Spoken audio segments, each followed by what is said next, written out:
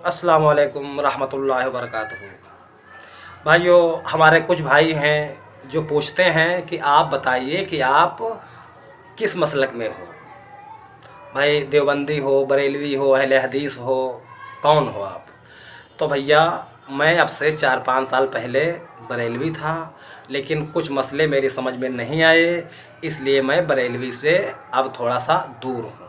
बाकी उनमें भी बहुत से अच्छे लोग हैं और जिनकी अच्छी बातें हैं वो मैं मानता हूँ, और जो बातें दूसरों पर लान तान करती हैं, दूसरों पर कुफ्र का फतवा लगाती हैं, उन बातों से मैं दूर हूँ। वो चाहे देवबंद से हों या बरेलवी से हों।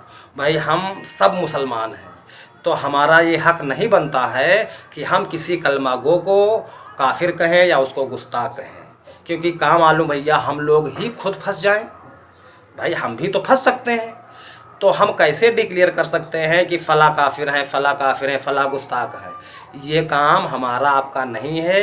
कौन काफिर है, कौन ईमान वाला है, ये तो अल्लाह ही फैसला करेगा, क्योंकि कब्र में सवाल सभी से होंगे।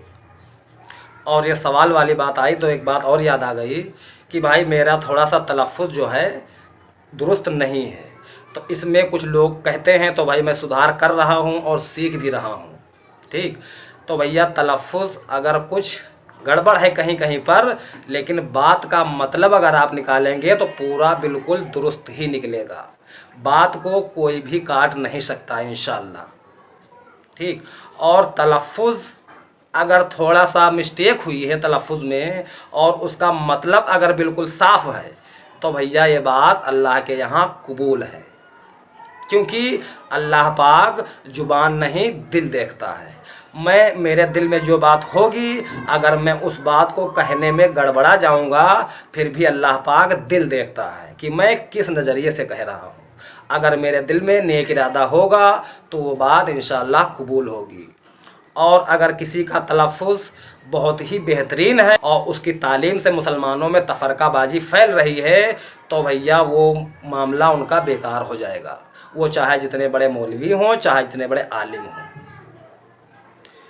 दूसरी चीज़, कब्र में सवाल सभी से होंगे, वो चाहे आम आदमी हो, चाहे कोई मौलवी हो या कोई मुफ्ती हो, और सवालों के जवाब खुद देने होंगे। ठीक, और ये भी क्लियर है कि सवालों के जवाब सिर्फ वही लोग दे पाएंगे जिनको अल्लाह चाहेगा। भाई, अल्लाह जिसके लिए चाहेगा सवालों के जवाब सिर्फ वही दे पाएंगे, बाकी जिनको अल्लाह नहीं चाहेगा वो सवालों के जवाब नहीं दे पाएंगे, वो चाहे जितने बड़े मौलाना हों या कोई मुफ्ती हों। क्योंकि ये सवालों के जवाब दुनिया में तो बहुत आसान है, लेकिन कब्र में जाने के बाद इंसान जो है अल्लाह की मर्ज़ी से बोलेगा। अल्लाह चाहेगा तो उसकी ज़ुबान खुलेगी, अल्लाह नहीं चाहेगा तो उसकी ज़ुबान नहीं खुलेगी। तो ये क्लियर हो गया। और ये भी बात आप सबको मालूम है, हमको भी मालूम है कि भाई जन्नत में अवाम भी जाएगी और उलमा इकराम भी जाएंगे। ठीक, और जहन्नम में आम आदमी भी जाएगा और उलमा इकराम भी जाएंगे। ठीक, तो इससे क्या पता चला कि अगर कोई कम पढ़ा लिखा आदमी है तो ये ज़रूरी नहीं है कि वो गुमराह ही होगा। ठीक, और अगर कोई बहुत बड़ा आलिम दीन है तो ये ज़रूरी नहीं है कि वो हिदायत पर ही होगा, क्योंकि कोई आम आदमी हो या कोई बड़े से बड़ा आलिम हो, अल्लाह हिदायत सिर्फ उसी बंदे को देता है जो अल्लाह से हिदायत की दुआ करता है। और जो बंदा अल्लाह से हिदायत की दुआ नहीं मांगेगा, वो कितना बड़ा अल्लामा हो या कोई आम आदमी हो, उसको अल्लाह हिदायत नहीं देता है। भाई, अगर हम बहुत बड़े अल्लामा हो गए और हम सोचे कि हम बिल्कुल हक पे हैं, तो हमको हिदायत की दुआ मांगने की क्या ज़रूरत है? तो भैया, हिदायत की दुआ मांगनी ही होगी। बग़ैर दुआ मांगे कोई भी इंसान हिदायत पर नहीं आ सकता। और सबसे बड़ा सबूत ये है कि कुरान पाक में अल्लाह पाक ने आप अलैहिस्सलाम से इरशाद फरमाया कि कहिए, मतलब कुल रब्बि ज़िदनी इल्मा, मतलब कहिए कि ऐ अल्लाह मेरे इल्म में इजाफ़ा कर, मेरा इल्म ज़्यादा कर। तो भैया, जब अल्लाह पाक रसूलुल्लाह सल्लल्लाहु अलैहि वसल्लम को इल्म ज़्यादा करने की दुआ मांगने को अल्लाह पाक कह रहा है, तो हम लोग तो एक मामूली इंसान हैं। तो हम लोग अगर दुआ हिदायत की नहीं मांगेंगे तो भैया गुमराही से नहीं बच सकते, नहीं बच सकते।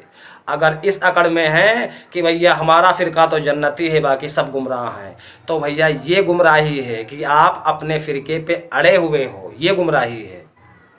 भाई मुसलमान का तो मिजाज ये होना चाहिए कि भाई हम सब की सब अल्लाह उसके रसूल की तालीम के फरमाबरदार हैं।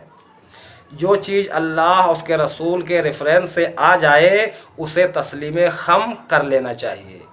और उनके रेफरेंस से अगर आज भी कोई आलिम दीन बात कर रहे हैं तो उनकी बात भी कबूल होनी चाहिए, क्योंकि इस दौर में अगर कोई आलिम दीन अल्लाह उसके रसूल के रेफरेंस से बात कर रहा है और अगर हम उन आलिम दीन की बात झुठला रहे हैं तो भैया हम उन आलिम दीन को नहीं झुठला रहे हैं, बल्कि हम अल्लाह उसके रसूल को झुठला रहे हैं। ठीक, तो ये ध्यान रखना बहुत ज़रूरी है कि बात कहाँ से हो रही है। ये ना देखा जाए कि बात कर कौन रहा है, बल्कि ये देखा जाए कि ये बात कहाँ से की जा रही है। अगर अल्लाह उसके रसूल के रेफरेंस से बात हो रही है तो हर मुसलमान पर मानना फ़र्ज है, वरना भैया गुमराही ज़रूर आ जाएगी। ठीक, तो भैया मेरा अकीदा यही है कि जो बात आका अलैहिस्सलाम से साबित है उस पर मेरा ईमान है, यानी कि वही बात जो हमारे अक्सर उलमा अपनी हर तकरीरों में बयान करते हैं कि अतिउल्लाह व अतिउर रसूल, यानी इताअत करो अल्लाह की और इताअत करो रसूलुल्लाह की। तो भैया आप हर तकरीरों में अगर ये आयत पढ़ते हो तो भैया इस आयत में या इस आयत के दूर दूर तक कहीं पर फ़िरक़ों का तो कोई जिक्र भी नहीं है। फिर भी हमारे बहुत से मुसलमान भाई फ़िरक़ों के चक्कर में एक दूसरे से इतनी नफ़रत कर रहे हैं कि आप मत पूछिए। तो भाइयों मैं ये सोच चुका हूँ कि भाई जो हमारे उलमा इकराम बताते हैं कि अतिउल्लाह व अतिउर रसूल, यानी इताअत करो अल्लाह की और इताअत करो रसूलुल्लाह की, तो भैया मैं ये बात सबकी है, सारे उलमा ये बात कहते हैं, तो मैं सबकी बात ही मान रहा हूँ कि भाई मैं इताअत करूँगा अल्लाह की और उसके रसूल की, और उन लोगों की जो लोग अल्लाह और उसके रसूल की तालीम से हम सबको तालीम सिखा रहे हैं। मतलब अल्लाह उसके रसूल के रेफरेंस से जो भी बात कर रहा है उसकी बात कबूल है, वो चाहे कोई आलिम दीन हो या कोई आम आदमी हो। हमको ये नहीं देखना है कि ये बताने वाला कौन है, हमको ये देखना है कि ये आदमी बता कहाँ से रहा है, बस। तो अगर आप इस वीडियो से सहमत हों तो वीडियो को लाइक शेयर सब्सक्राइब कीजिए, ताकि ये बात हमारे और भाइयों तक पहुँचे और आप भी इस दावत में हिस्सेदार हो जाइए। अस्सलाम वालेकुम।